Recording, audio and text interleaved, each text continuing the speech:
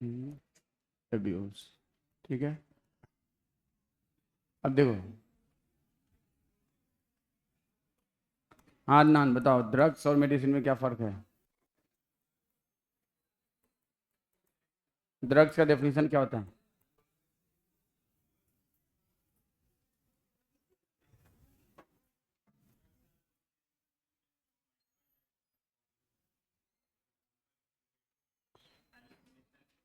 और मेडिसिन?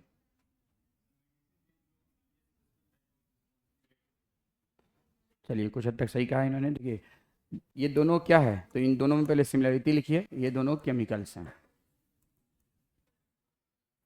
ये दोनों केमिकल्स हैं, दोनों फिजियोलॉजिकल फिजियोलॉ फिजिकल और मे भी साइकोलॉजिकल चेंजेज लाता है,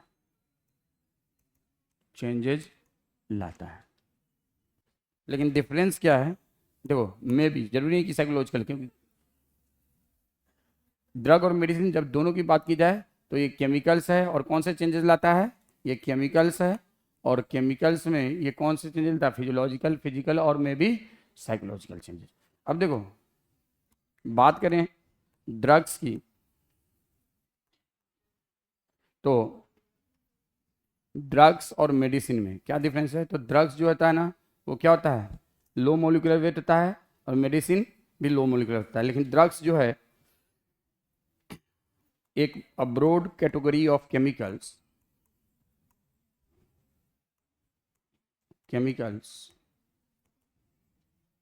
विच include medicine.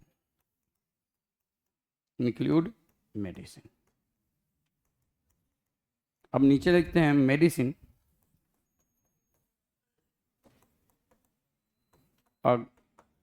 Specific drugs, a group of drugs used for treatment, diagnosis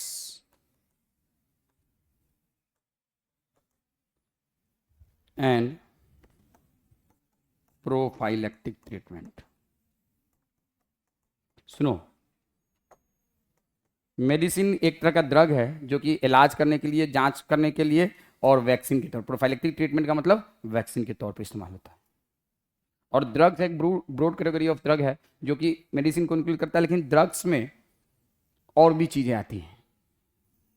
मतलब ड्रग्स का एक छोटा सा पार्ट, एक पार्ट है कौन? मेडिसिन। और मेडिसिन का काम क्या है? तो ये इलाज में, जांच करने में, और बीमारी के बारे में वैक्सीन के तौर पर इस्तेमाल। प्रोफाइलेक्टिक ट्रीटमेंट का मतलब होता है बीमारी होने से पहले दवा देना। प्रोफाइलेक्टिक ट्रीटमेंट का मतलब क्या होता है? बीमारी होने से पहले दवा देना। तो इसको हम क्या कहते हैं? मेडिसिन। इसको हम क्या कहते हैं? मेडिसिन। इसको हम क्या कहते हैं? मेडिसिन। और ड्रग्स क्या है?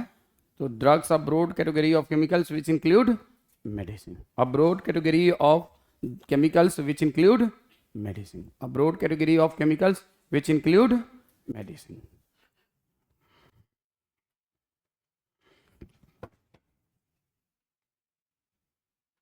Broad category of drugs which include medicine, उसको हम क्या कहते हैं? ड्रग्स। और मेडिसिन क्या है? तो a group of drug use for treatment, diagnosis and prophylactic treatment. कोई दिक्कत बोलो, इसमें किसी को कोई दिक्कत? अब आ जाइए, नेक्स्ट बात करते हैं। तो ड्रग्स और मेडिसिन में फर्दर क्या डिफरेंस है? तो देखो, जो ड्रग्स है ना, अगर आप एब्यूजिव ड्रग, पहले समझो एब्यूजिव ड्रग, हम लोग को पढ़ना है एब्यूजिव ड्रग। अगर drug that is used for, that is not used as medicine but used for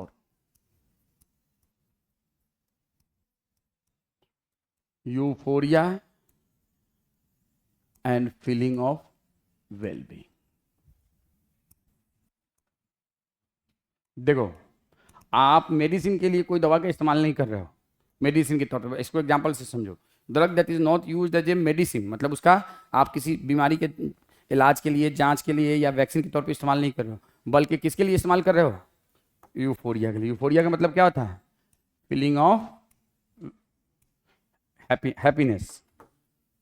happiness, euphoria मतलब हैप्पीनेस।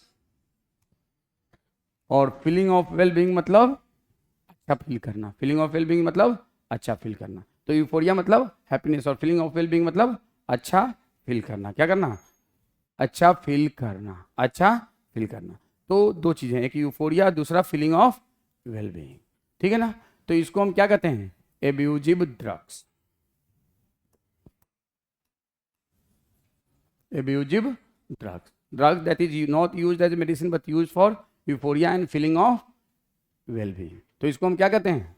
Abusive drugs. कौन सा ड्रग कहते हैं? Abusive drugs.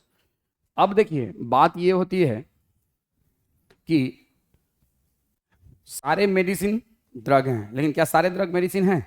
नहीं है। तो ये बात याद रखना कि all medicine are drug but all drugs are not. और जो भी एब्यूजिव ड्रग है, जो भी एब्यूजिव ड्रग है, वो सब क्या करेगा?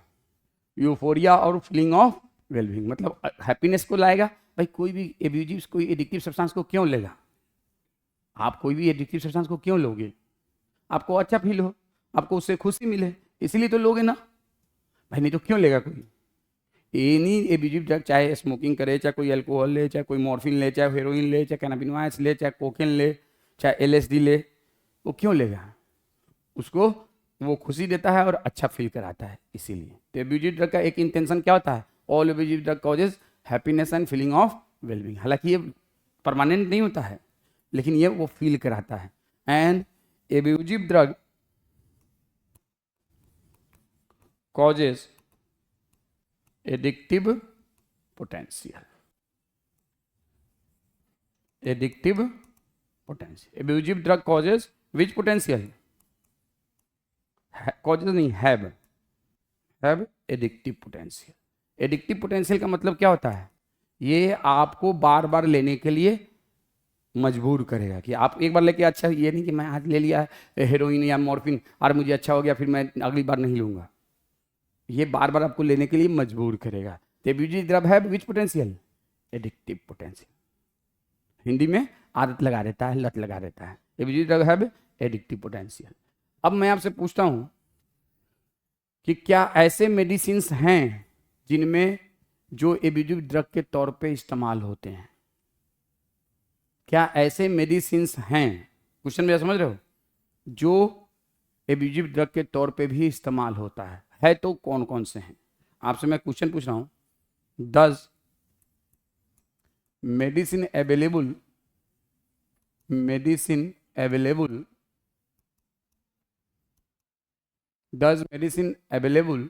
which have which potential? Addictive potential. Does medicine available which have which potential? Addictive potential. Medicine ऐसे अवेलेबल हैं जिनके पास एडिक्टिव पोटेंशियल है। Does medicine available which have addictive potential? को ऐसे मेडिसिन हैं अवेलेबल जिसके पास एडिक्टिव पोटेंशियल है? तो बताओ भाई, इसका आंसर क्या लिखोगे, यस या नो? तो यस, सच मेडिसिन अवेलेबल। और उन मेडिसिन के नाम बताइए,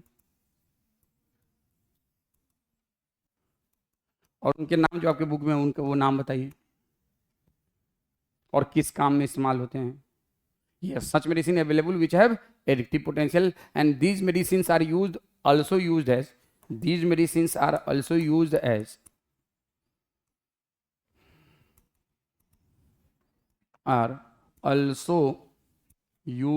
as such these medicines are also used as बोलो, these medicines are also used as anyone, these medicines are also used as बोलो एब्यूजिव। तो इनके नाम आप लोगों को बताने हैं मुझे, तो मैं लिखता हूं, देखो, मॉर्फिन, इसका मेडिसिनल वैल्यू क्या है? What is medicinal value? किस काम में ये इस्तेमाल होता है? इसके किस काम में इस्तेमाल होता है? तो पेन किलर के तौर पे और सीडेटिव के तौर पे। पेन किलर के तौर पे और सीडेटिव के तौर पे। दूसरा, मॉर्फिन के बाद कीडिन किस काम में इस्तेमाल होता है बोलो? इन कफ सिरप। कफ सिरप में ये क्या करता है? एंटीट्यूसिव। एंटीट्यूसिव कफ के प्रोडक्शन को रोकता है। तीसरा, लिखो, बेंजोडाइजापीन बारबीचुरेट किस काम में इस्तेमाल होता है? किस काम में इस्तेमाल होता है बेंजोडाइजापीन बारबीचुरेट? चलो यहाँ मत लिखो, इस पेज पे, इस पे लिखते हैं। आपके एनसीईआरटी के अकॉर्डिंग ही लिख देते हैं, यहाँ पे लिखते हैं।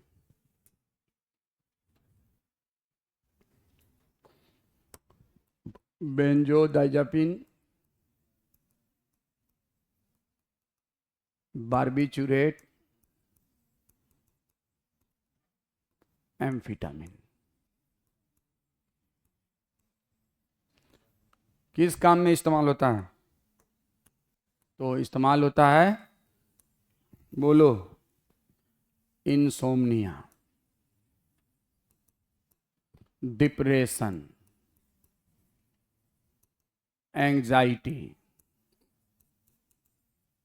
इन सब में इस्तेमाल होता है। इंसोम्निया, डिप्रेशन, एंजाइटी, इस सब में इस्तेमाल होता है। हमारे एनसीईआरटी में इसका इस्तेमाल किसके लिए लिखा है? Insomnia and depression. और बोलो, कोई ड्रग बोलो जो मेडिसिन जो कि एब्यूजिव ड्रग के तौर पे इस्तेमाल होता है।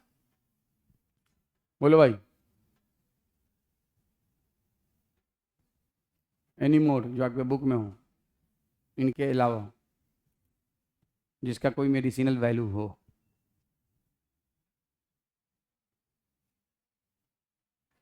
कोई मेडिसिनल वैल्यू हो इनके अलावा जो आपके बुक में हो। देखो, यह मॉर्फिन, दूसरा हो गया कीडिन, तीसरा हो गया बेंजोडाइजापीन, तीसरा चौथा हो गया बारबीचुरेट, पांचवा हो गया एम्फिटामिन। और बोलिए,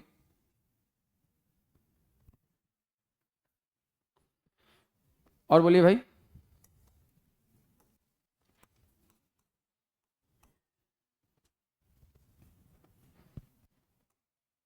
है कोई और नाम एनसीईआरटी में इसके अलावा जिसका मेडिसिनल यूज हो? देखो, एनसीईआरटी में एब्यूजिव ड्रग में क्या क्या है? मॉर्फिन है, हेरोइन है, कीडिन नाम है नहीं लेकिन आपको जानना है। उसके बाद निकोटिन है, उसके बाद आपका बेंजोडाइजापीन बारबीचुरेट एम्फिटामिन है, कोकेन है, कैनाबिनॉइड्स है, ठीक है ना, एनाबोलिक स्टेरॉइड्स है। तो इनके अलावा कोई और जो कि एनसीईआरटी में दिया हुआ है? तो मुझे नहीं लगता इनके अलावा कोई और एनसीईआरटी में दिया हुआ है। ये सारे एब्यूजिव मेडिसिन हैं। मॉर्फिन का इस्तेमाल हम लोग किस में करते हैं? पेन किलर के तौर पे। मॉर्फिन को हम लोग दूसरा नाम क्या देते हैं?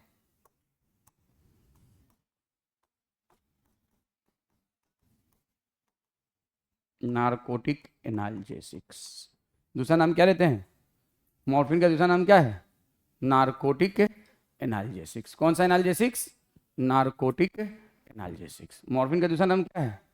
Narcotic analgesic. कौन सा analgesic? Narcotic analgesics.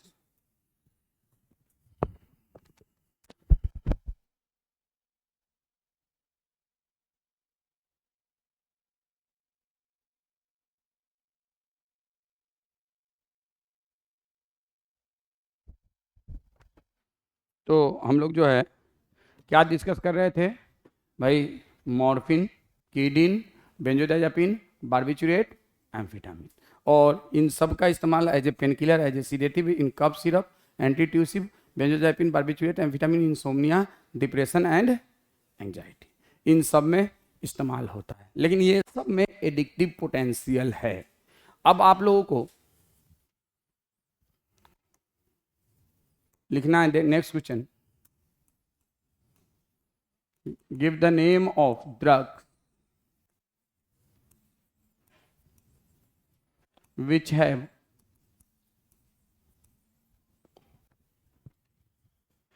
no medicinal use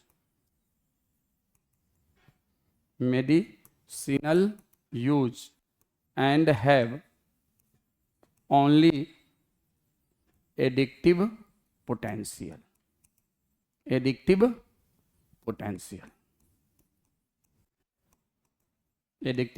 potential बताओ भाई. Give the name of drugs which have no medicinal use and have only कौन सा पोटेंशियल? Addictive potential. तो बताओ भाई. इसमें आपको लिखना है, बोलो सबसे पहले. चलो निकोटीन से शुरुआत करो. इसे हेरोइन से, हेरोइन या स्मैक, हालांकि दोनों अलग चीज होता है. यहाँ के बुक में यहीं से शुरू किया है. उसके बाद लिखो कैनाबिनॉइड्स, और कैनाबिनॉइड्स में हशीश, चरस, गांजा, मारिजुआना. उसके बाद कोकेन, और लिखो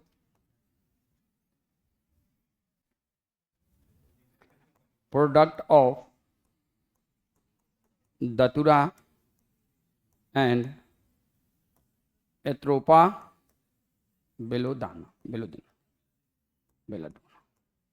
product of datura and atropa belladonna. और बोलो cannabinoids, cocaine, product of datura and atropa belladonna. और बोलो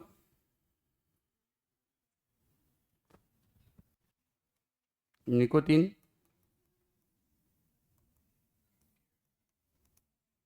अल्कोहल, और बोलो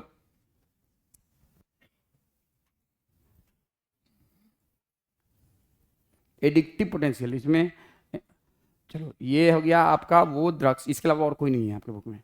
एनाबॉलिक स्टेरॉइड को आप नहीं कहेंगे कि सब एडिक्टिव पोटेंशियल, ठीक है ना.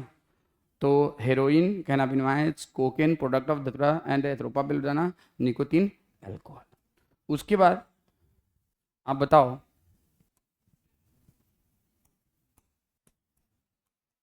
Give the name of drugs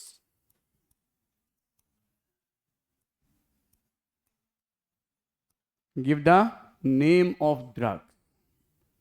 name of drugs which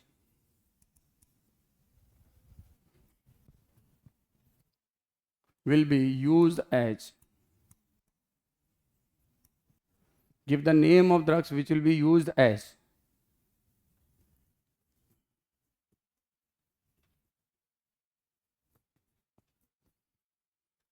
used by, misused by,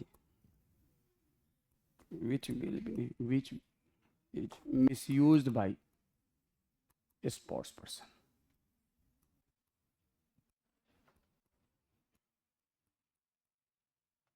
ऐसे ड्रग का नाम बताइए जो कि स्पोर्ट्स पर्सन के जरिए मिसयूज किया जाता है. बताओ give the name of drug which is misuse by sports person. तो कौन कौन से ड्रग नाम बताइए. तो सबसे पहले लिखेंगे इसमें एनसीईआरटी में जिस सीक्वेंस में लिखा है मैं उसी सीक्वेंस में लिख देता हूँ. या चलो cannabinoids,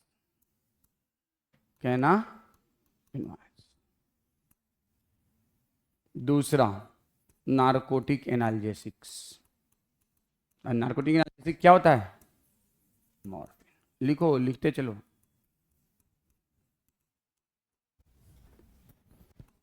diuretics,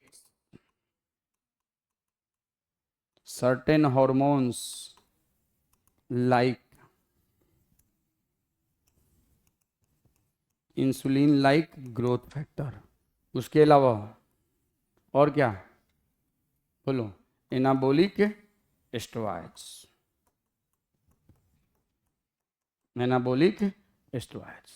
cannabinoids, narcotic analgesic, diuretic, certain hormone like insulin like growth और एनाबॉलिक स्टेरॉइड्स. ये सब किसके जरिए मिसयूज किए जाते हैं?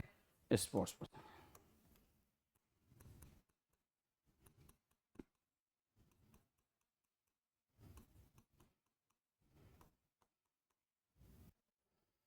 तो ये 5 ड्रग है, स्पोर्ट्स पर्सन इसको मिसयूज करते हैं। इसमें एडिक्टिव पोटेंशियल किसमें किसमें है?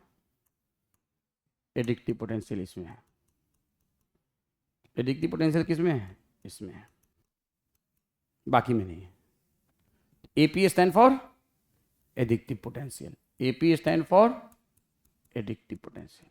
तो आपसे पूछा जाए कि कौन कौन सी ऐसी दवाइयां हैं जो स्पोर्ट्स पर्सन मिसयूज करता है, तो आप क्या कहेंगे? क्यों करता है वो बात की बात है, वो भी हम समझेंगे। तो cannabinoids, narcotic analgesic, diuretic, certain hormone like insulin like growth factor and anabolic steroids. इसको कौन मिसयूज करता है? Sports person. कौन मिसयूज करता है? Sports person. कौन मिसयूज करता है भाई? Sports person. कौन मिसयूज करता है? Sports person. अब आइए नेक्स्ट बात करते हैं।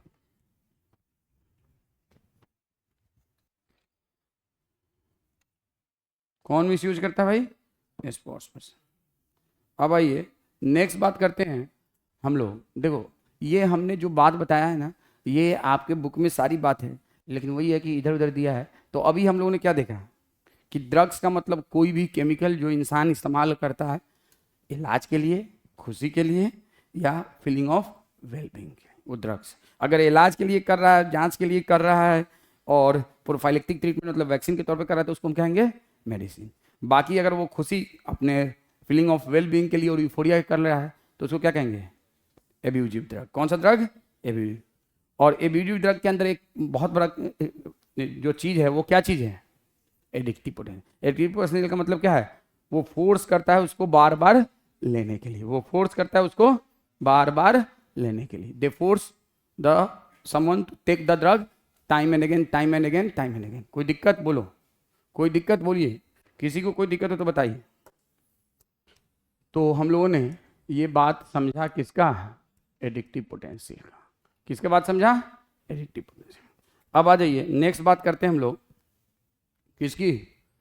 लिख लिया? लिखो लिखो लिखो, बहुत इंपॉर्टेंट चीज़ है। तो भाई मेरे हम लोगों के बुक में एक टॉपिक है एडिक्शन एंड ड्रग डिपेंडेंस। ये तो हो गया ना? लिखो लिखो जल्दी। कौन से यूज है बताइए? कौन सी बीमारी ठीक होती है? Alcohol use as a solvent. Alcohol use as a solvent, not they have no medicinal use. Alcohol use as a topical agent for disinfectant, लेकिन इंटेक के तौर पे नहीं होता है। कोई बीमारी के इलाज के लिए, किसी जांच के लिए नहीं होता है। समझ रहे हैं बात को? उसको सॉल्वेंट के तौर पे इस्तेमाल करते हैं, डिसइंफेक्टेंट के तौर पे इस्तेमाल करते हैं। वो भी कौन सा एल्कोहल को? मिथाइल एल्कोहल को। इथाइल एल्कोहल, यहाँ पे एल्कोहल का मतलब है इथाइल एल्कोहल। कौन सा alcohol? Ethyl alcohol.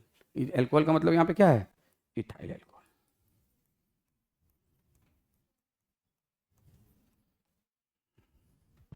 Ethyl alcohol. चलो ये हो गया रे।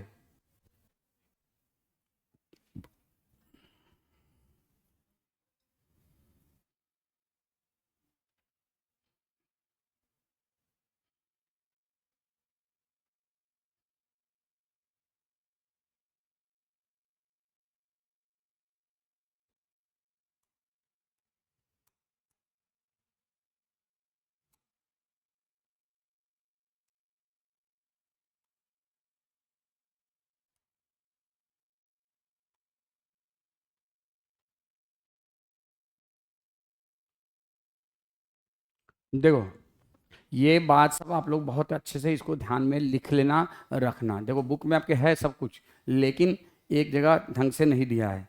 और आप लोगों को सबसे पहले मेडिसिन और ड्रग में एक बेसिक डिफरेंस समझ में आ गया। और ड्रग का मतलब ये नहीं है, देखो जनरली पढ़े लिखे लोग जो है ना, जब मतलब जिनके घर में थोड़ा सा ज़्यादा मतलब मॉडर्न घर है, तो वहाँ पे ये नहीं कहेगा कि दवाई लेने जा रहे हैं, वहाँ क्या क्या जाएगा? मेडिसिन लेने जा रहे हैं। वहाँ ये भी नहीं इस्तेमाल किया जाएगा टर्म क्या कि ड्रग लेने जा रहे हैं। क्यों? क्योंकि ड्रग का मतलब हो जाता है दोनों, मेडिसिन भी और एब्यूजिव ड्रग। तो इसलिए ड्रग टर्म को इस्तेमाल जनरली लोग नहीं करते हैं। क्या बोलते हैं? इस्तेमाल करते हैं टर्म मेडिसिन। समझ गए बात को? हालांकि ड्रग इस्तेमाल करना भी कोई गलत नहीं है, लेकिन जनरली लोग टर्म क्या इस्तेमाल करते हैं? मेडिसिन। कोई दिक्कत बोलो, कोई दिक्कत? अब आ जाओ नेक्स्ट। अब जो है नेक्स्ट बात करते हैं हम लोग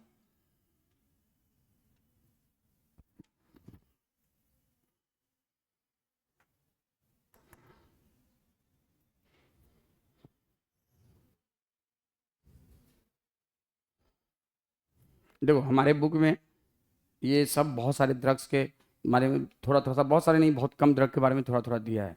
अब इन सब के बारे में पढ़ना है, लेकिन इन सब को पढ़ने से पहले सबसे जो पहला टॉपिक है जो हमें डिस्कस करना चाहिए वो है एडिक्शन एंड डिपेंडेंस। तो एडिक्शन एक्चुअल में होता क्या है, व्हाट इज एडिक्शन? तो एडिक्शन, ये टॉपिक को हम लोग डिस्कस करने जा रहे हैं। किसको? Addiction and dependence. एडिक्शन का हिंदी में मतलब क्या है? लत। और डिपेंडेंस का मतलब क्या होता है? निर्भरता। लत और निर्भरता। तो हम लोग जो है टॉपिक कौन सा पढ़ने जा रहे हैं? Addiction and dependence.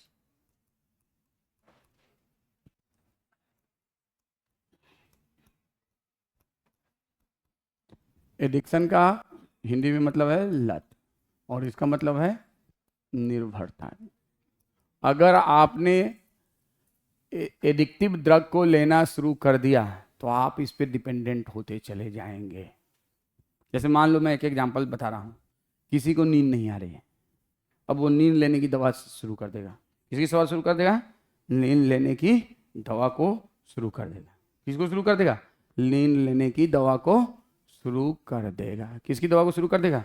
नींद लेने की दवा को। वो उस पर डिपेंडेंट होता चला जाएगा। वो उस पर क्या होता चला जाएगा? डिपेंडेंट होता चला जाएगा, निर्भर होता चला जाएगा। अब बिना उसको लिए उसका नींद नहीं आएगा। लेना उसकी रोज ले रहा है। क्यों ले रहा है? वो एडिक्टिव ड्रग को रोज क्यों ले रहा है? क्योंकि वो साइकोलॉजिकली उसके साथ अटैच है। क्या है एडिक्शन? मतलब वो अगर मान लो उसको नींद भी आ रही है लेकिन सोचेगा कि हम नींद की दवा नहीं खाए हमको नींद नहीं पड़ेगा, तो वो साइकोलॉजिकली अटैच हो चुका है। किससे? एडिक्टिव ड्रग से। तो इसीलिए एडिक्शन का डेफिनेशन क्या होता है? एडिक्शन का डेफिनेशन होता है साइकोलॉजिकल, क्या? Psychological attachment to certain effect. अब देखो प्लीज उसको आगे का मत पढ़ो। Psychological attachment to certain effect. अब मान लो जैसे आपको नींद नहीं आ रही है, आप गए साइकेट्रिस्ट के पास। साइकेट्रिस्ट ने कहा कि भाई ये दवा 0.5 mg एल्प्रोक्स 0.5 mg लगातार आपको 15 दिन लेना है, आपके नींद का साइकिल सही हो जाएगा।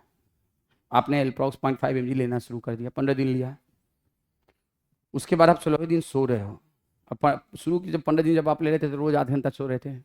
अब लेना आपने नहीं लिया नेक्स्ट डे तो आपको 5 घंटा सिर्फ नींद आई।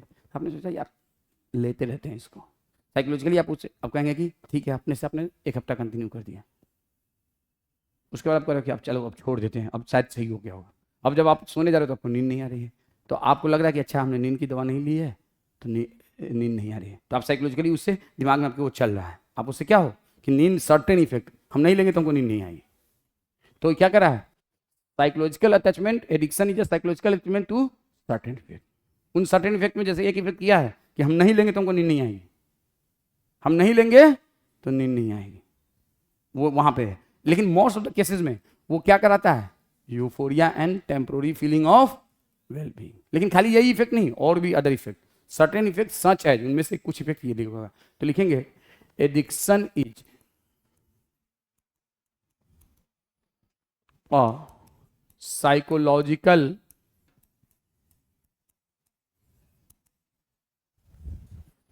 attachment to certain effects.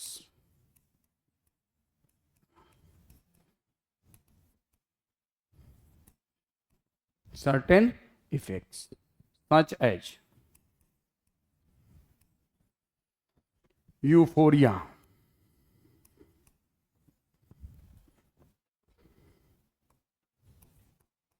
and feeling of well-being.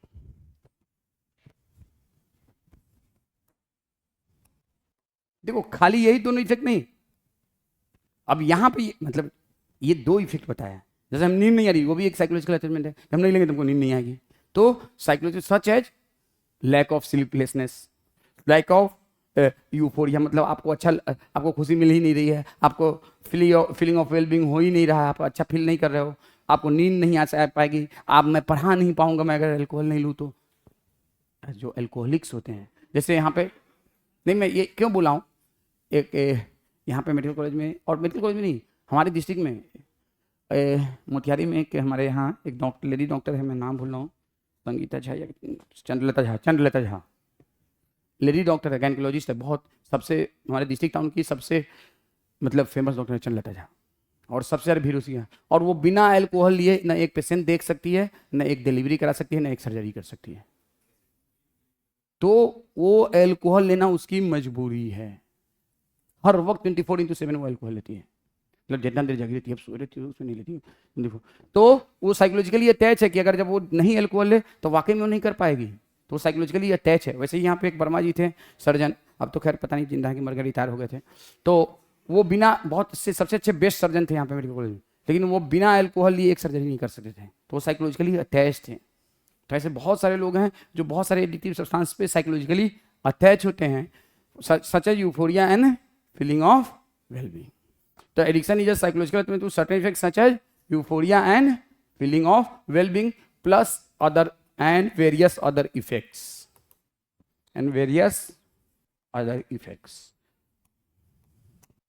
तो इसीलिए हमने लिखा एसोसिएटेड विथ ड्रग और अल्कोहल। तो addiction is a psychological attachment to certain effects such as euphoria and feeling of wellbeing and various other effects for drugs and alcohol. हालांकि alcohol को भी हम लोग ड्रग ही कहते हैं, लेकिन हमारे बुक में अलग से लिख दिया तो हम भी अलग से लिख दे रहे हैं। तो ये डेफिनेशन समझ में आया? डेफिनेशन समझ के रखना बहुत जरूरी चीज है। एडिक्शन का मतलब क्या हुआ कि हम फोर्स हो जाते हैं, हमारे दिमाग बार बार, साइकोलॉजिकल अटैचमेंट का मतलब हमारा ब्रेन बार बार कहता है कि हमें उसको लेना है, हमें उसको लेना है, हमें उसको लेना है। कौन से इफेक्ट के लिए? यूफोरिया और feeling of and various other effect for drugs and alcohol. Various other effect for drugs and alcohol. कोई दिक्कत? Drugs and alcohol. अब क्या होता है देखो, आगे लिख रहे हैं। अभी नींद वाली जो एग्जांपल बताया था वही वाली बात। अब सेल्फ डिस्ट्रक्टिव बात नहीं समझ में आ रहा भाई, डॉक्टर ने कहा 15 दिन लो, देखो उसके बाद क्या होता है, इस्तेमाल नहीं हो सकता। आप में से कुछ बच्चे ने पहले कभी इस्तेमाल किया होगा, क्योंकि insomnia is a very common. Insomnia मतलब होता है lack of sleeplessness, lack of sleep. तो आपको डॉक्टर ने एडवाइस किया कि आपको ये 15 दिन या 1 महीना या 2 महीना खाना है, उसके बाद फिर भी आप ले रहे हो। क्यों उसको ले रहे हो? आपको लगा आपने 1 महीना खाया, ठीक है, आप दवा खा रहे थे तो 8 घंटा सो रहे, नहीं खा रहे तो 6 घंटा सो रहे हैं। एक्सरसाइज कीजिए, फिजिकल एक्टिविटी कीजिए, धीरे धीरे आपका नींद का साइकिल एक बार जब गड़बड़ा जाता है तो कुछ दिनों के लिए हम लोग हमारे ब्रेन में कुछ हार्मोन्स होते हैं जिसकी गड़बड़ी से इंसोम्निया होता है। जैसे सीरोटोनिन की कमी हो जाती है तो इंसोम्निया हो जाता है, और भी बहुत सारे हार्मोन्स होते हैं। मेलाटोनिन की कमी हो जाती है तो इंसोम्निया हो जाता है, ठीक है ना। तो उनको रेगुलेट करने के लिए हमें ड्रग्स दी जाती हैं।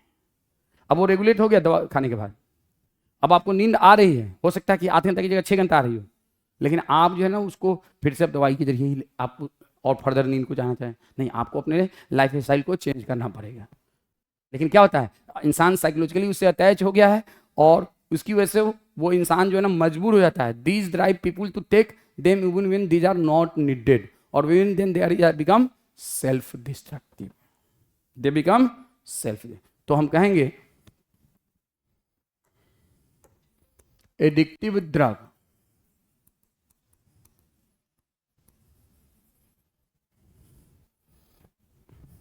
taken when addictive drugs taken when people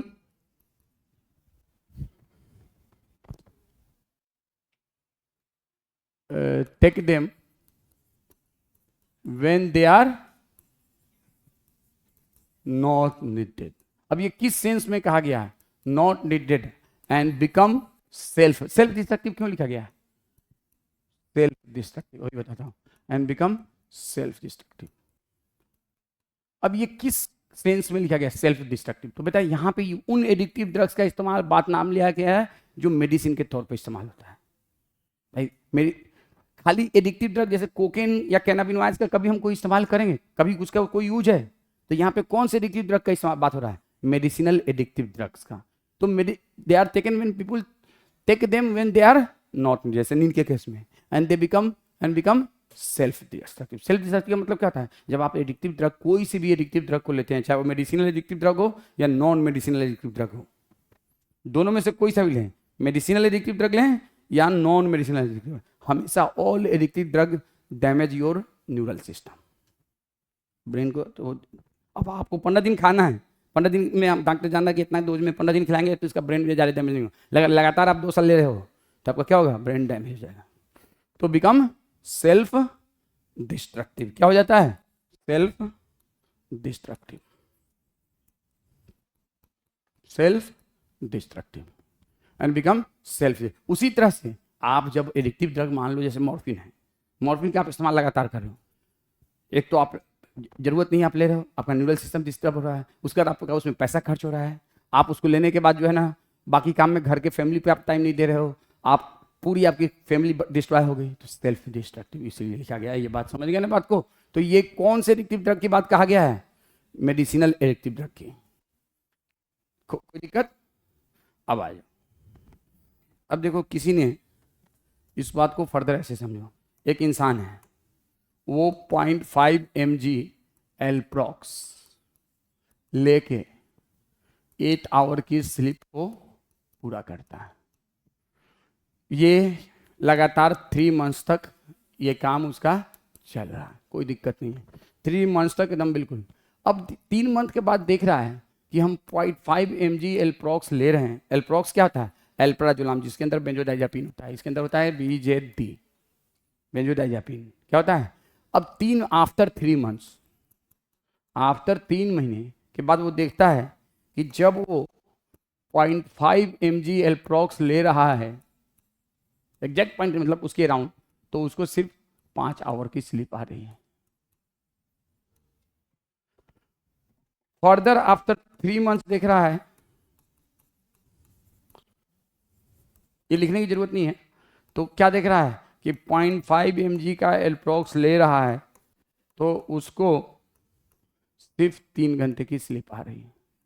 तो भैया ये तो मामला खराब हो रहा है। ऐसा क्यों हो रहा है, ऐसा क्यों हो रहा है? सवाल ये पैदा होता है कि भाई पहले 0.5 mg आधे घंटे का स्लीप दे रहा था, अब 0.5 mg 5 घंटे का स्लीप दे रहा है, 3 महीने के बाद 3 घंटे का दे रहा है, 6 महीने के बाद, और आफ्टर 3 मंथ देख रहा है तो 0.5 mg का एल्प्रोक्स लेने के बाद नो इफेक्ट। ऐसा क्यों, वाई सो?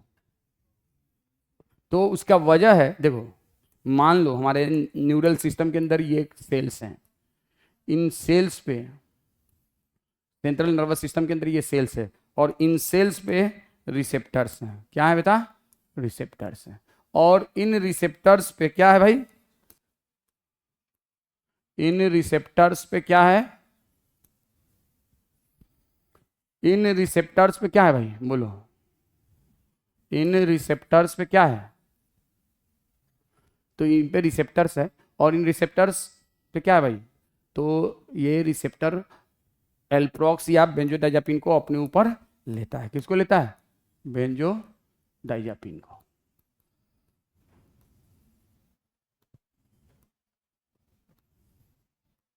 बेंजोडाइजापिन, और ये बेंजोडाइजापिन का 0.5 mg है, और ये जाके इसमें अंदर में रेस्पॉन्स पैदा करता है। क्या पैदा करता है, रेस्पॉन्स, और उस रेस्पॉन्स की वजह से उसके को स्लीप आता है, इंडक्शन ऑफ स्लीप, और आधे घंटे बस होता है। लेकिन आप एक ही अमाउंट में, कितना अमाउंट में, 0.5 mg में, आपको बनाने की लिखने की जरूरत नहीं है, धीरे धीरे 0.5 mg लगातार इसको मिल रहा है, मिल रहा है, धीरे धीरे ये रिसेप्टर क्या होता है, दे बिकम नॉन रेस्पॉन्सिव और less responsive for same dose. 3 महीने के बाद ये 0.5 mg पे रेस्पॉन्ड करना कम कर दिया, तो जब कम रेस्पॉन्ड किया तो नींद कम हो गई, फर्दर 3 महीने के बाद और कम रेस्पॉन्ड कर दिया तो नींद और कम हो, एक टाइम है बिल्कुल रिस्पॉन्ड नहीं कर रहा है 0.5 में।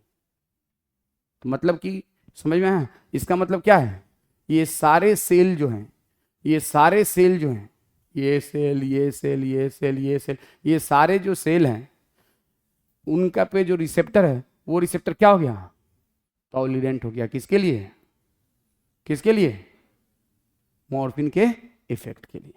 तो दीज रिसेप्टर, तो हम कहेंगे एक टर्म होता है टॉलरेंस। क्या होता है एक टर्म, टॉलरेंस। आपके बुक में क्या लिखता है, with the repeated use of the tolerance level of receptor present in our body increases. Tolerance का डेफिनेशन नहीं बताया है, टॉलरेंस का डेफिनेशन नहीं बताया है, तो सीधे लिखता है हमारे बुक में कि with the repeated use of drug the tolerance level of receptor present in our body increases. अब देखो इसका मतलब क्या है कि अगर इनको सोना है 8 घंटे तो 3 महीने के बाद इनको लेना पड़ेगा 0.5 mg की जगह 0.10 mg। उसके फर्दर 3 महीने के बाद इनको लेना पड़ेगा 1 mg की जगह 1.5 mg, और उसके फर्दर 3 महीने के बाद 2 mg या 2.5 mg, तब जाके सेम लेवल ऑफ इफेक्ट आएगा। तो टॉलरेंस का डेफिनेशन क्या कहेंगे?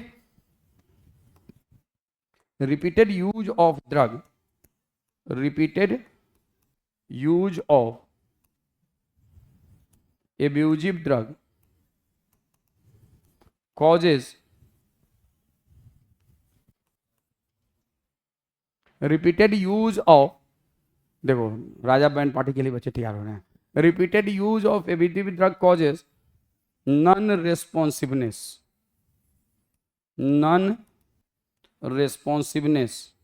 of receptor ग्रेजुअली, एकदम शार्पली नहीं, gradually. Tolerance means repeated use of drugs causes non responsiveness of receptor gradually. अब इसके आगे लिखेंगे तो टॉलरेंस समझ में आ गया क्या हो गया? टॉलरेंस का मतलब समझ में आ गया, डेफिनेशन समझ में आया कि repeated use of drug causes non responsiveness of receptor gradually. एक ही बार में, ऐसा नहीं कि एक ही बार में हो जाएगा। समझ में आया कि नहीं? डेफिनेशन समझ में आया कि नहीं है? अब देखो, अब टॉलरेंस के इफेक्ट को खत्म करने के लिए for overcoming the effect of tolerance, overcoming the effect of tolerance, for overcoming the effect of tolerance we need, for overcoming the effect of tolerance हम लोग को क्या जरूरत होती है? We need higher dose of same drug, higher dose of same drug, we need higher dose of same drug, we need higher dose of same drug. For overcoming the effect of tolerance we need higher dose of same drug. कोई दिक्कत? अब ये बताओ, आप पहले एक pack P के काम चलाते थे, अब एक पैक से काम नहीं चल रहा है तो फिर क्या करोगे? 2 पैक पियोगे, 2 पैक की जगह फिर क्या करोगे? 3 पैक, 4 पैक। तो खर्चा पैसा ज़्यादा लगेगा कि नहीं लगेगा? सेल्फ डिस्ट्रक्टिव हुआ कि नहीं हुआ? आपका पूरा फैमिली, आपके सारे पैसे वहीं बर्बाद किया जा रहा है कि नहीं किया जा रहा है? किया जा रहा है कि नहीं किया जा रहा है? तो समझ रहे हैं बात को? For overcoming the effect of tolerance we need higher dose of same drugs, higher dose of same drug. कोई दिक्कत? बोलो, higher dose of same drug. कोई दिक्कत तो बताइए, higher dose of same drug. तो हम लोग यहां तक बात समझ गए। अब आगे की बात करते हैं हम लोग। टॉलरेंस तक का हो गया। अब देखो, ये देखो, ये लिख रहा है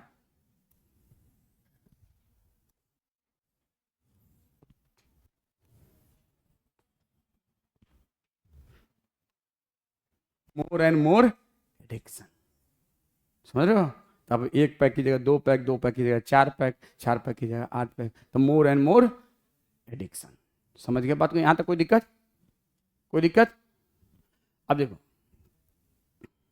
अब एक बात इसके आगे बड़ा ब्यूटीफुल लाइन लिखा है। यहां तक बात समझ में आ गया? यहां तक कोई दिक्कत नहीं ना? Consequently, the receptor respond only to higher dose alcohol, leading to greater intake and more addiction. यहाँ पे क्या लिखना चाहिए था? More addiction. ज्यादा से ज्यादा लेते जाओगे। अब इसके आगे जो लाइन लिखता है, इस लाइन को आपको याद होना चाहिए। Use of abusive drug even once can be forerunner to addiction. लिखो, ये लाइन आपको याद होना चाहिए। Use of addictive drug even once can be forerunner of, can be forerunner to addiction. Use of addictive drug even once can be forerunner to addiction. भाई मेरे, इसका मतलब क्या है कि एब्यूजिव ड्रग को, use of abusive drug even once can be a forerunner of to forerunner to addiction, of addiction या to addiction, अंग्रेजी हमको उतना नहीं आता है, जो भी है, ठीक है। तो फोर रनर टू एडिक्शन, इसका मतलब क्या है, एक बार आपने कोई एब्यूजिव ड्रग लिया तो ये एडिक्शन कॉज कर सकता है। ऐसा कैसे पॉसिबल है बताओ। आप में से कई सारे बच्चों ने एक आध बार सिगरेट पिया होगा, नहीं मैं जानता हूँ, मैं भी कॉलेज लाइफ से गुजरा हूँ, ठीक है ना, तो नहीं पिया होगा, इवन लड़कियों में से भी एक आध लड़कियों ने पिया होगा, मैं ऐसा नहीं कहता हूँ कि नहीं पिया होगा, बिल्कुल हाँ, अरे हो नहीं करो, ऐसा होता है बिल्कुल, ठीक है। तो एक बार आपने पिया और आपको सिगरेट स्मोकिंग का एडिक्शन लग जाएगा, या अपने एक बार अल्कोहल कहीं पार्टी में गए अल्कोहल ले लिया तो आपको एडिक्शन हो सकता है, ऐसा कैसे पॉसिबल है? ये आपके बुक में लिखा है कि नहीं? आप में से बहुत सारे बच्चे ने एक बार पिया होगा लेकिन उसके बाद नहीं पिया होगा, ऐसा ये भी हो सकता है, लेकिन चांसेज हैं कि एडिक्शन करा सकता है। ऐसा क्यों, वाई सो, कुछ आइडिया है? देखो इसके पीछे रीजन ये है ना कि देखो जैसे जनरली क्या होता है ना, आप लोग के एज ग्रुप में मोस्ट ऑफ द टाइम आपका जो एज ग्रुप है कौन सा है, आपका जो एज ग्रुप है, आपका कौन सा एज ग्रुप है, एडोलेसेंट एज ग्रुप, 12 से 18 साल वाला, 11 से 19 तक का होता है, आप में 19 भी होंगे लेकिन हमारे बुक में 12 से 18 लिखा है।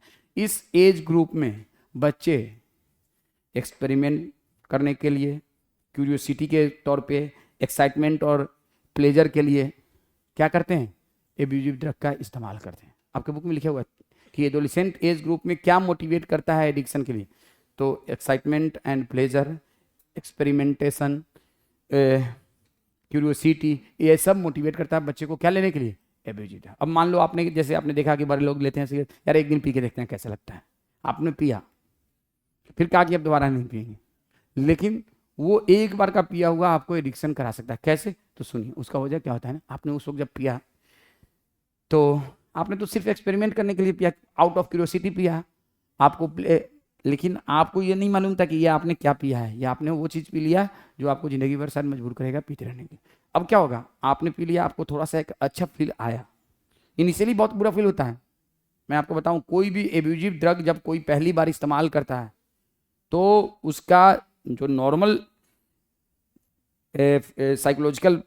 साइकोलॉजी है उससे काफ़ी चेंज होता है, उसको बहुत चक्कर आता है, बहुत अजीब सा फील होता है, लेकिन उसको एक जो आज तक जो फीलिंग उसने कभी लिया नहीं था उस तरह की फीलिंग आती है, जो फीलिंग उसने आज तक उससे पहले कभी लिया नहीं था उस तरह की फीलिंग आती है। मेरी बात समझ रहे हो? अब देखो हर किसी के लाइफ में मोनोटोनस तो होता नहीं है, उतार चढ़ाव आता है, कभी कोई चले जाता है, कभी कोई चले जाता है, कभी कोई चले आता है कि नहीं आता है? ये मोनोटोनस लाइफ होता है? Does life is monotonous? नहीं।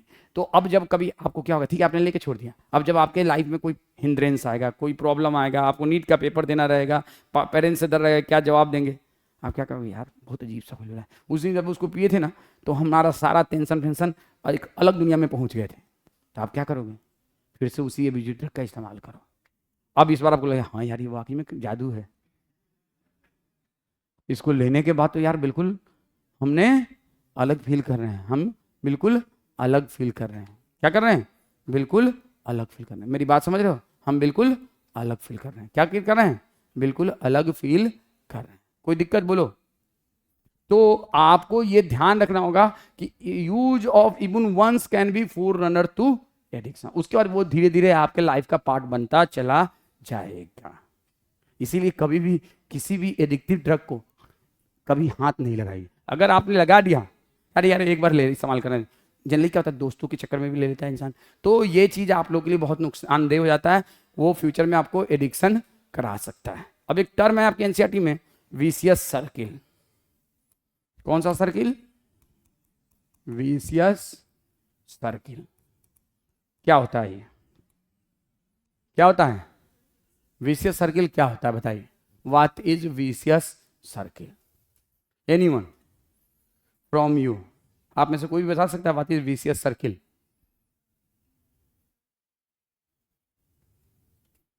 विशियस सर्किल क्या होता है, anyone from you? Vicious circle क्या होता है बोलो भाई? तो विशियस सर्किल का मतलब होता है, आपने एक मूवी अंदाज अपना अपनाई थी, उसमें एक डायलॉग था, क्राइम मास्टर गो के चुंगल में जो फंस जाता है उसका निकलना मुश्किल ही नहीं नामुमकिन है, वही है विशियस सर्किल। आपने एक बार कोई एडिक्टिव ड्रग ले लिया ना तो उसको तो आपको छोड़ना बहुत मुश्किल हो जाता है, साथ में आप दूसरे एडिक्टिव ड्रग भी लेने लगते हैं। ऐसा क्यों? यही है विशियस सर्किल। हिंदी में इसका मतलब यही है कि मान लिया कोई स्मोकिंग कर रहा है, तो स्मोकिंग करते करते एक टाइम आएगा कि वो अल्कोहल लेना शुरू कर देगा। कोई स्मोकिंग और अल्कोहल दोनों कर ले रहा है, तो उसका एक टाइम आएगा कि वो हेरोइन, मॉर्फिन, इन सब का भी इस्तेमाल शुरू कर देगा। ऐसा क्यों? और यही कहलाता है विशियस सर्किल। इसी को कहते हैं कि the addictive potential and alcohol pull the user into a vicious circle leading to regular use from which he और she may not be able to get out. देखो क्या होता है ना कि आप मान लो कोई भी एडिक्टिव ड्रग लेते हो।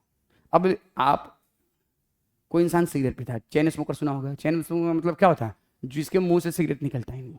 हमारे कई सारे जानने वाले हैं जो चेन स्मोकर हैं, ठीक है ना। वो लगातार सिगरेट पियेंगे, एक दिन में 6-6, 7-7 डब्बा, 8-8 डब्बा, 10-10 डब्बा पी जाते हैं।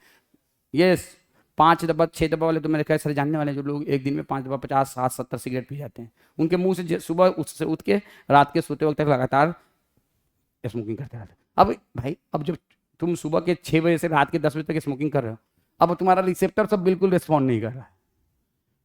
एक टाइम आएगा, अब भाई हर वक्त मुंह में लगाए हुआ है, तो एक टाइम आएगा कि रिसेप्टर अब बिल्कुल रिस्पॉन्ड नहीं करे। तो अब उसको फीलिंग ऑफ क्या चाहिए? यूफोरिया चाहिए, फीलिंग ऑफ वेलबींग चाहिए।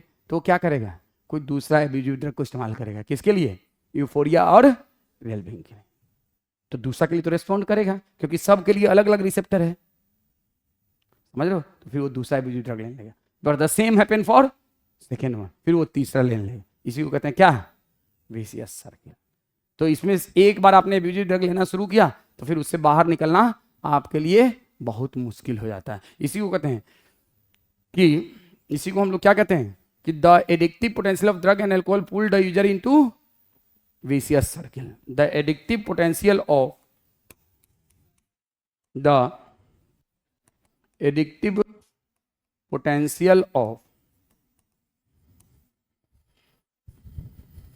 drugs, the addictive potential of drugs and alcohol alcohols pull the user into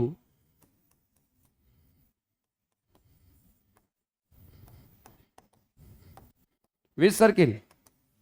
Vicious circle, leading to regular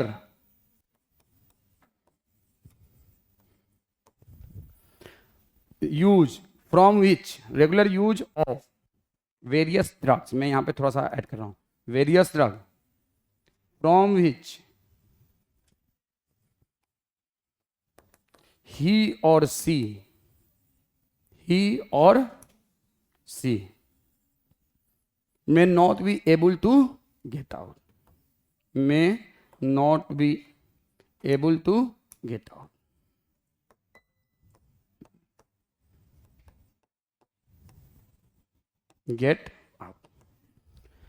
The addictive potential of drug and alcohol pull the user into vicious circle leading to regular use of various drugs from which he or she may not be able to get out। कोई दिक्कत? Any problem? किसी को कोई दिक्कत? बोलो, किसी को कोई दिक्कत? तो इसको हम क्या कहते हैं? Vicious circle. इसको क्या कहते हैं? Vicious circle. कोई दिक्कत? बोलो यहां तक। अब एक टर्म और है, विथड्रॉल सिम्टम। यहां तक कोई दिक्कत? तो आपने क्या देखा? सुनो, विथड्रॉल सिम्टम से पहले ड्रग डिपेंडेंस समझो। क्या समझो? Drug dependence.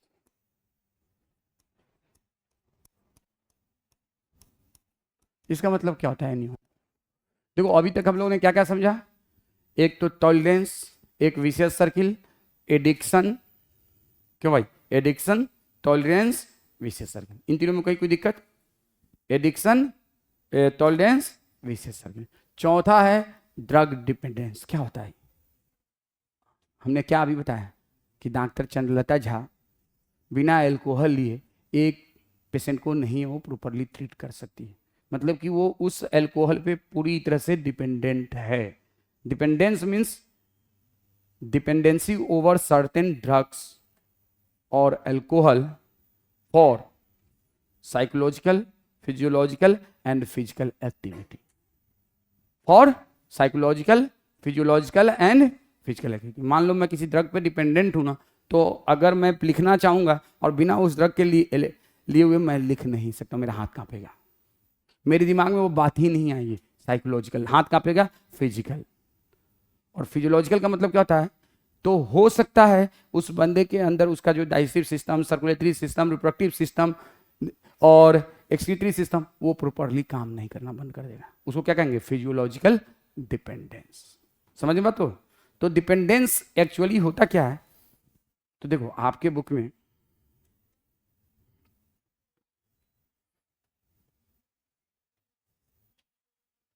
यहाँ पे नहीं लिखा है, शायद आगे लिखा है।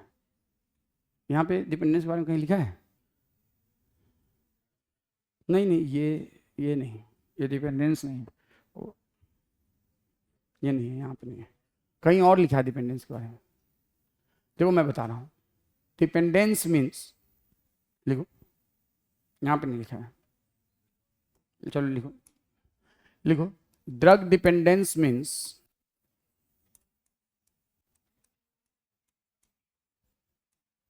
dependency over drugs or alcohol for physical, physiological and or psychological activity. Activities.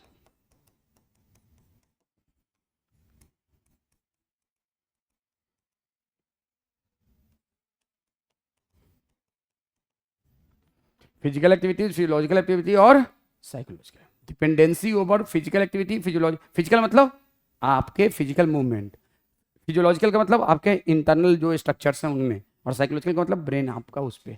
तो alcohol for physical activity, physiological activity and psychological activities. समझ में आ गया ना? फिजिकल का मतलब समझते हो ना? आप जो भी वर्क करते हो वो फिजिकल है। आपके अंदर में जो भी सिस्टम वर्क कर रहा है वो कौन सा है? फिजियोलॉजिकल। और आपका ब्रेन उसको लेने के लिए बार बार कह रहा है, वो कौन सा है? साइकोलॉजिकल। कोई दिक्कत? कोई दिक्कत बोलो। तो इसको हम क्या कहते हैं? Drug dependence. अब नेक्स्ट है विड्रॉल सिम्टम। कौन सा symptom?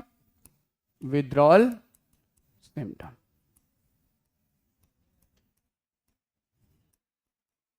Withdrawal symptom.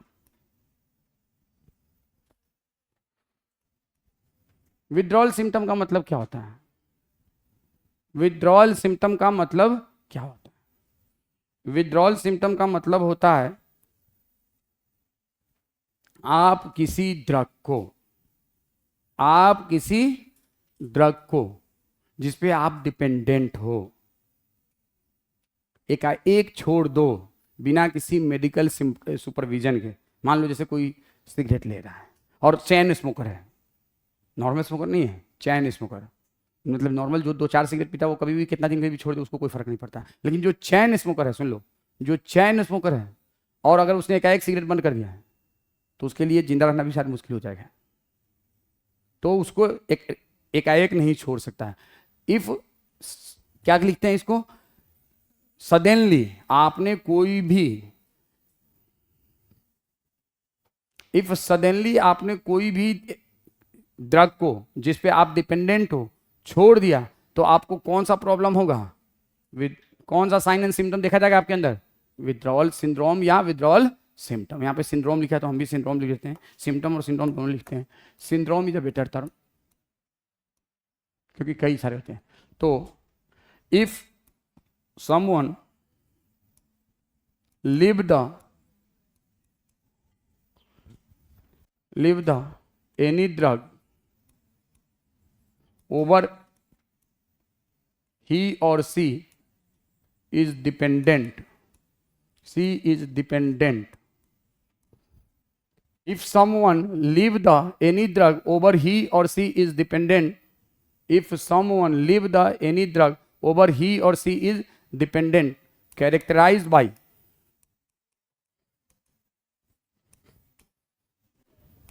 withdrawal symptom, characterized by withdrawal symptom या सिंड्रोम। देखो भाई, leave the any drug over he और she is dependent, characterized by withdrawal symptom और सिंड्रोम। तो उस इंसान में कौन सा कैरेक्टर देखा जाएगा? विथड्रॉल सिंड्रोम वाला। और विथड्रॉल सिंड्रोम में क्या था? तो पर्सन उसको लेने के लिए बेचैन हो जाएगा, एंग्जाइटी, एकदम एंग्जियस हो जाएगा कि मुझे मिल जाए, बस वो मिल जाए। अपने विल से कोई नहीं छोड़ता है ये चीज़। मैं ये भी बता दूं, if someone live the any drug, मतलब किसी के फोर्स से, जैसे कि मान लो एक बहुत ड्रंकार्ड इंसान है और उसके बच्चे ने, जब बच्चे बड़े हो गए तो उसने क्या किया, अपने बच्चे को, फादर को क्या किया, घर में बंद कर दिया, उसको सारी सहूलत दे रहा है, खाना पीना सब कुछ उसी में, सब कुछ उनको मिल रहा है, लेकिन कह रहा है कि आपको ड्रिंक नहीं करना है, आप 24 घंटा पीते हैं। तो ऐसे केस में वो इंसान उस रूम के अंदर क्या दिखाएगा? विथड्रॉल सिंड्रोम, और वो बहुत बेचैन हो जाएगा। तो बच्चा कहेगा कि नौटंकी कर रहे हैं, नहीं, बच्चा कहेगा कि नौटंकी कर, वो बहुत बेचैन हो जाएगा, उनका हाथ पर कांपने लगेगा, शेकीनेस। बच्चा कहेगा क्या कर रहे हैं? नौटंकी कर रहे हैं। स्वेटिंग, बहुत ज़्यादा उनको पसीना पसीना आने लगेगा, बहुत पसीना आने लगेगा। और एक और है ना, नौजिया, उल्टी टाइप के हो, या कई बार उल्टी भी आता है, लेकिन आपके बुक में नौजिया लिखा है तो हम नौजिया ही लिखेंगे, नौजिया। और वोमिटिंग भी होने लगता है। तो बच्चे ये बात सोच नहीं पाते हैं, समझ नहीं पाते हैं, वो सोचते हैं कि फादर जो है नौटंकी कर रहे हैं। ऐसा नहीं है, ये वाकई में उनके साथ होता है। और अगर इसको इमीडिएटली ठीक नहीं किया गया, if withdrawal syndrome not treated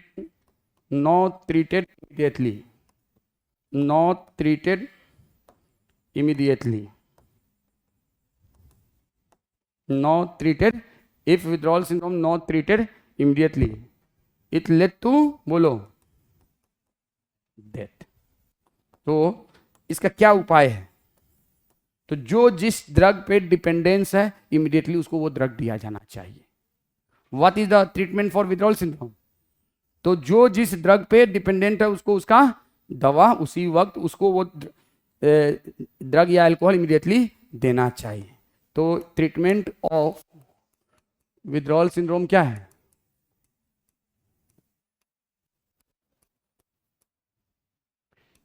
immediate administration of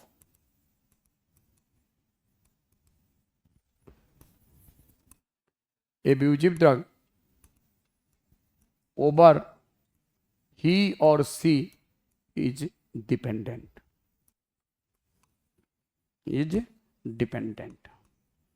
immediate administration of क्या? abusive drug over he or she is dependent। तो इसको हम क्या कहते हैं कि ट्रीटमेंट ऑफ विथड्रॉल सिंड्रोम। जैसे कि मान लीजिए आपके इलाके में, घर में इस तरह के केसेस हो सकते हैं, तो उस केस में आपको जाके उनके बच्चों को समझाना चाहिए कि भाई इनको ऐसे मत छोड़वाओ, इनको डॉक्टर्स को दिखाओ, डॉक्टर्स के सुपरविजन में। क्यों? क्योंकि एब्यूजिव ड्रग, जैसे ड्रग एडिक्शन क्या है? ड्रग एडिक्शन और या ड्रग एब्यूज क्या है? एक तरह की बीमारी हो जाती है। और इस बीमारी का इलाज कौन करता है? Psychiatrist and psychologist. कौन करता है?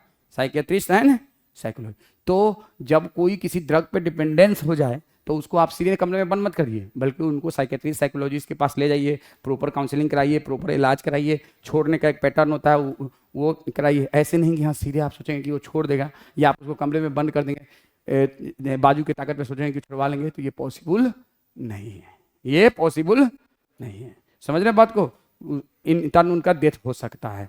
तो यही आपके बुक में लिखता है, can be enable life threatening and the person may need medical supervision. और इस केस में हमको क्या करना होता है? इमीडिएटली, आप यहाँ पे पढ़िए, if regular dose of drug और alcohol is rapidly discontinued, this is characterized by anxiety, shakiness, nausea and which may relieve when use is resumed again. तभी ये होगा जब वो उसको वही दवा दी जाएगी, वही ड्रग दी जाएगी, वही अल्कोहल दिया जाएगा। अगर अल्कोहल नहीं दोगे तो वो फिर बनने के लिए और मुश्किल हो जाएगा, और में डेथ भी हो सकती है। समझ रहे बात को? इसमें कोई दिक्कत किसी को? इन सब से क्वेश्चन बनते हैं, लेकिन बच्चे इस पर ध्यान नहीं देते हैं, ठीक है ना।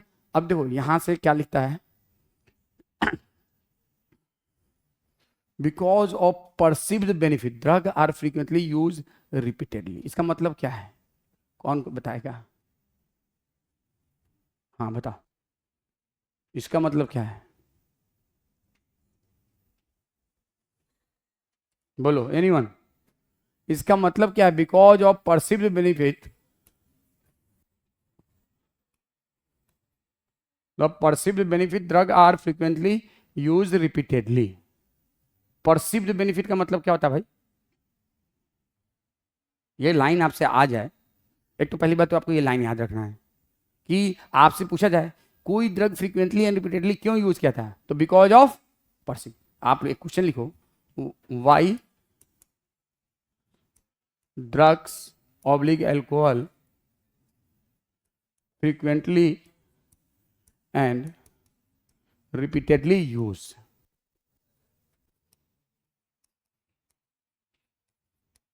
बोलो इसका आंसर बताओ।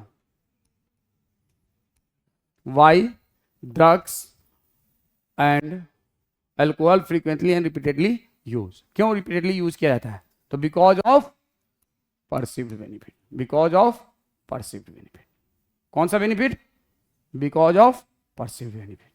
कौन सा benefit? Perceived benefit.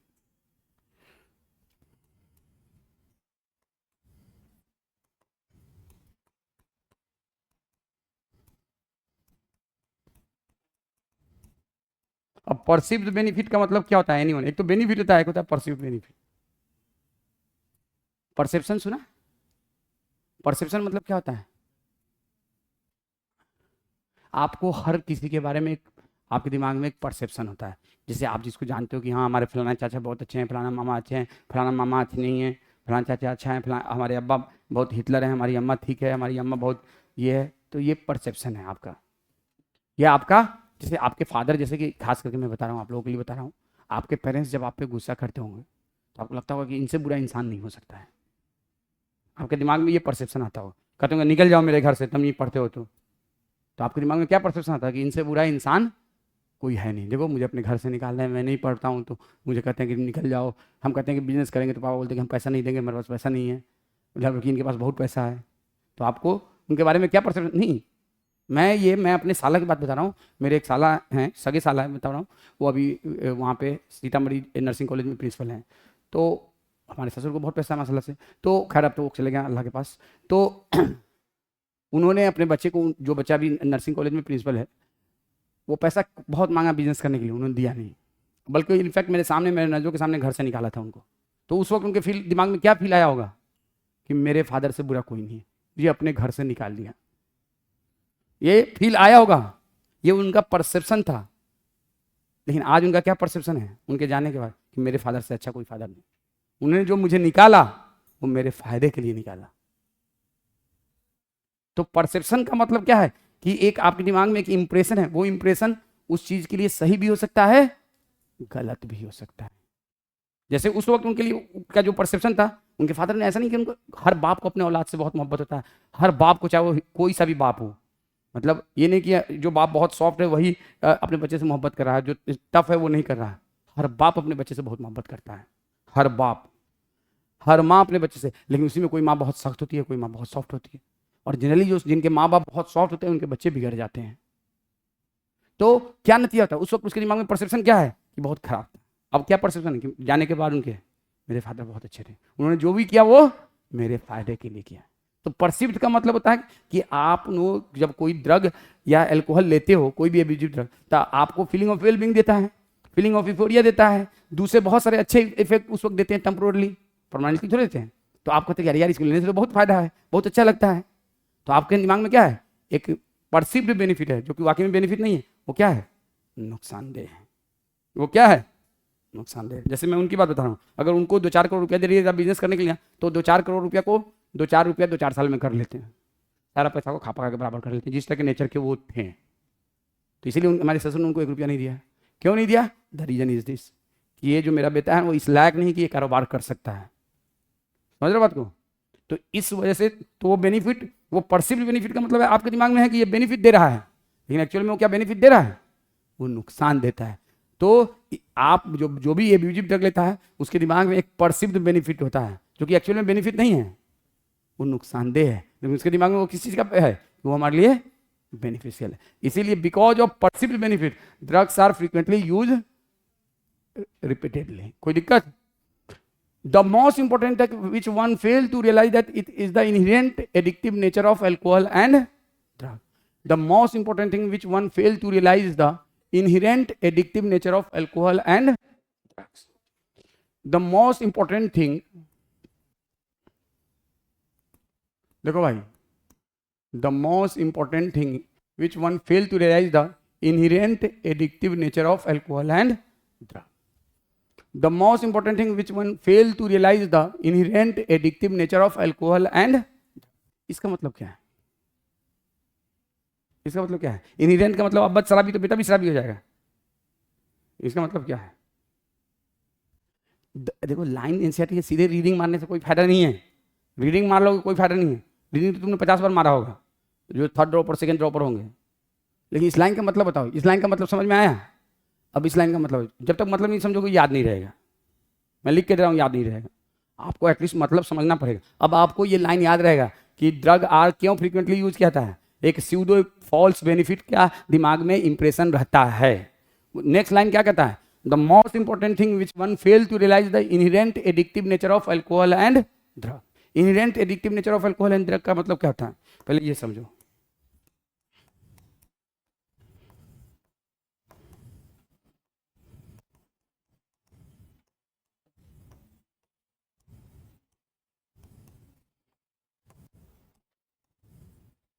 Inherent addictive nature of alcohol and drug.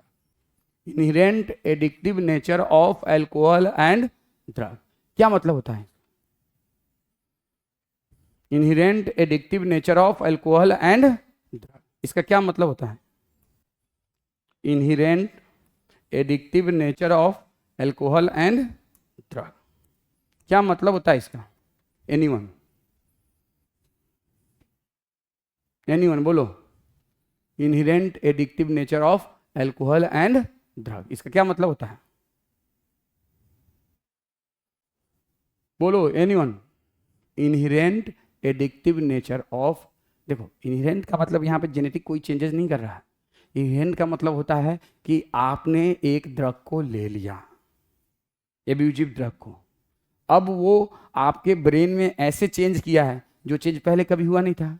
अब वो बार बार आपको फोर्स कर रहा है, इनहेरिट कर रहा है आपको। यहाँ पे इनहेरिट का मतलब फोर्स कर रहा है कि आप बार बार उसको ले, यही कहा जाए कि inherent addictive nature of, inherent addictive nature of alcohol और ड्रग का मतलब होगा बार बार लेने के लिए फोर्स कर रहा है। तो आपको ये लाइन सीधे याद होना चाहिए कि अल्कोहल और ड्रग के पास कौन सा नेचर है, ये कौन सा नेचर है? तो inherent addictive nature. Abusive drug ऐसे लिखो, ऐसे आपको याद होना चाहिए कि एब्यूजिव ड्रग और अल्कोहल एंड और अल्कोहल में क्या प्रॉपर्टी है? तो इनहेरेंट एडिक्टिव नेचर। कौन सा नेचर? Inherent addictive nature. ये नहीं कि आप पीते हैं तो आपका बच्चा भी पीने लगेगा, पैदा होते ही कहेगा नहीं हमको दारू लाओ दूध की जगह, ऐसा नहीं होगा। इनहेरेंट का मतलब है आपको बार बार फोर्स करेगा लेने के लिए, इसी को कहते हैं इनहेरेंट एडिक्टिव नेचर। तो दिस ऑल, यहाँ से लेके यहाँ तक यही सारी बात है आपके ड्रग और अल्कोहल अब्यूज में। होप इसमें से आप लोगों को कोई लाइन अब कंफ्यूज नहीं होगा। आप लोग एक बार खुद से पढ़ के देखो, 2 मिनट के लिए इसको आप खुद से पढ़ के देखो, फिर मैं बताता हूँ।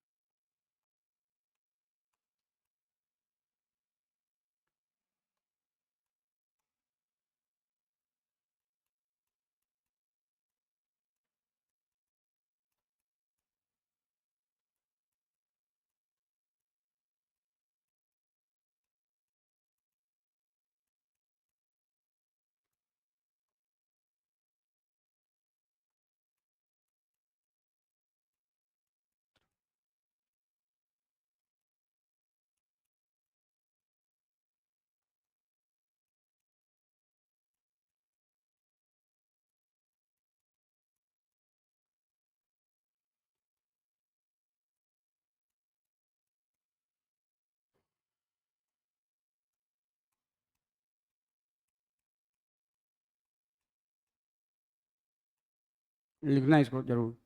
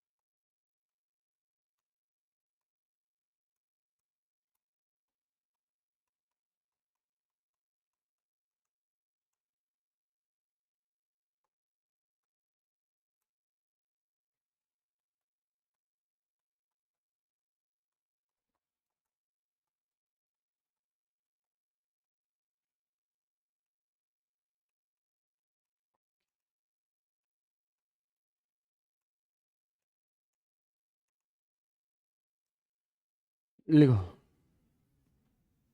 ये भाई मेरे हम लोगों ने क्या देखा, these are the psychotropic drug क्या होता है बताएंगे, या मूड अल्टरिंग ड्रग क्या होता है, इसका मतलब ये बताएंगे। और इसमें दो कैटेगरी आता है, CNS depressant, CNS stimulants. CNS को डिप्रेस करता है, सीएनएस को स्टिमुलेट करता है। और इसके अंदर आप लिखेंगे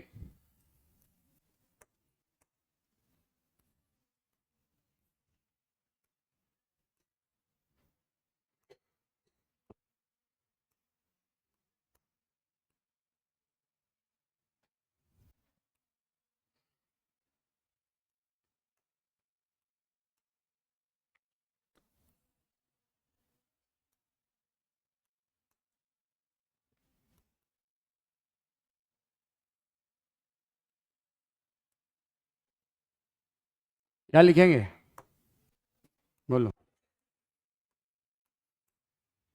तो साइकेडेलिक ड्रग और हेलुसिनोजेन में क्या लिखोगे, तो आप लोग इसमें लिखोगे कैनाबिनोइड्स। Number A cannabinoids.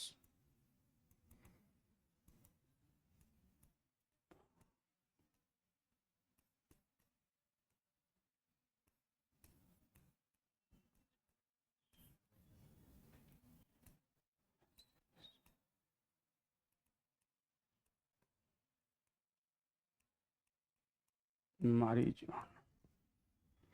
दूसरा क्या लिखोगे कैनाबिनोइड्स के अलावा,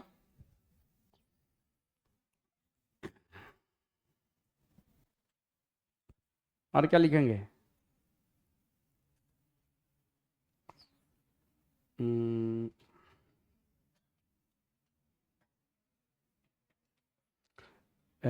प्रोडक्ट ऑफ एट्रोपा बेलाडोना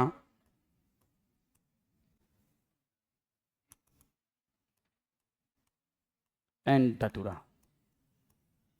और क्या लिखोगे, एक्सेस डोज ऑफ कोकेन।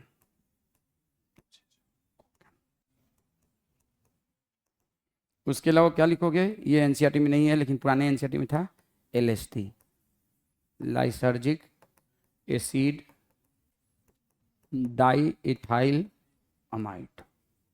देखो हम लोगों ने अब यहाँ पे एल्कोहल हमने कहीं नहीं लिखा है, एल्कोहल को हमने इन दोनों में से कहीं नहीं लिखा है। बेसिकली एल्कोहल जो है ना, ये दोनों तरह का इफेक्ट करता है। कौन सा दोनों तरह का, एल्कोहल। इसीलिए एल्कोहल को हम किसी एक में नहीं लिख सकते हैं, इथाइल एल्कोहल। तो एल्टाइल अल्कोहल हेलुसिनेशन भी करता है, मूड ऑल्ट्रेशन भी करता है, इसलिए हमने अल्कोहल को किसी एक में नहीं लिखा है। क्या मतलब होता है अभी डिस्कस करेंगे, पहले आप लोग लिख लो कि एब्यूजिव ड्रग को हम लोग दो ग्रुप में डिवाइड करते हैं, मूड ऑल्टरिंग ड्रग या साइकोट्रोपिक ड्रग, और दूसरा साइकेडेलिक ड्रग और हेलुसिनोजेंस। साइकेडेलिक ड्रग और हेलुसिनोजेंस। हेलुसिनोजेंस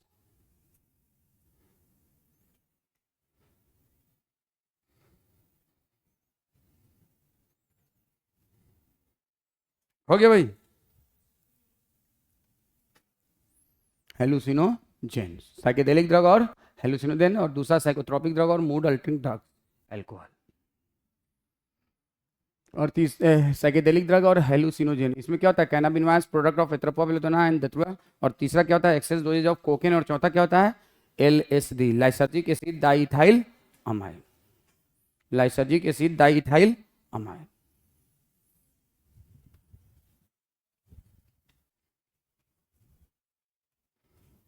चलो अब भाई मेरे आप लोग बताओगे मूड अल्टरिंग ड्रग और हेलुसिनोजेंस में क्या डिफरेंस है। जैसे आप सब अभी बैठे हुए हो सकता है अभी आप लोग का मूड जो हो ना, पढ़ने का मन नहीं कर रहा हो, बहुत थका थका सा लग रहा हो, क्योंकि 7 बजे से क्लास कर रहे हो, ठीक है। अभी मैंने आप सबको 1 कप चाय पिलाया, पिला नहीं रहा हूँ, खुश मत हो, ठीक है ना। तो इमेजिन कर लो, ठीक है ना, बस इमेजिन करना, ठीक है ना, इससे नहीं। तो मैंने सबको 1 कप चाय पिलाया, उसके बाद सब जो है ना, सबका मूड जो है ना अच्छा फील होने लगा और सबको पढ़ने में मन लगने लगा। तो आपका क्या हो रहा है, मूड ऑल्टर हो गया। क्या हो गया, मूड अल्टर हो गया। नीट का रिजल्ट आया, आप सबका 720 में 735 नंबर आ गया। अब आप जो है खुशी के मारे छत पे चले गए और छत पे दौड़ना शुरू कर दिए, और बाई चांस आपके छत पे रेलिंग नहीं है, इमेजिन कीजिए। तो आपके पेरेंट्स कहेंगे कि बेटा आ जाओ, इतना खुश नहीं होना, लेकिन तुम मान नहीं रहे, तो फिर भी किसी तरह से जबरदस्ती जाके आपके पेरेंट्स, आपके बड़े भाई, आपके मोहल्ले के लोग आपको पकड़ के ले जाते हैं, कहते हैं डॉक्टर साहब ये देखिए पागल हो गया खुशी के मारे। तो डॉक्टर साहब क्या करेंगे, कोई ऐसा दवा देंगे कि जो तुम्हारा खुशी थोड़ा सा, जो एक्सेसिव हाईली स्टिमुलेटेड मूड है वो थोड़ा सा मूड डाउन हो जाए। तो जो मूड को एलिवेटेड मूड को डाउन करे उसको क्या कहेंगे, CNS डिप्रेशन। और जब आप थके थके से आपका मूड नहीं कर रहा है कुछ भी करने का, तो आपको क्या चाहिए, CNS stimulant. Got the point, difference समझ में आया CNS स्टिमुलेंट में और CNS डिप्रेसेंट में।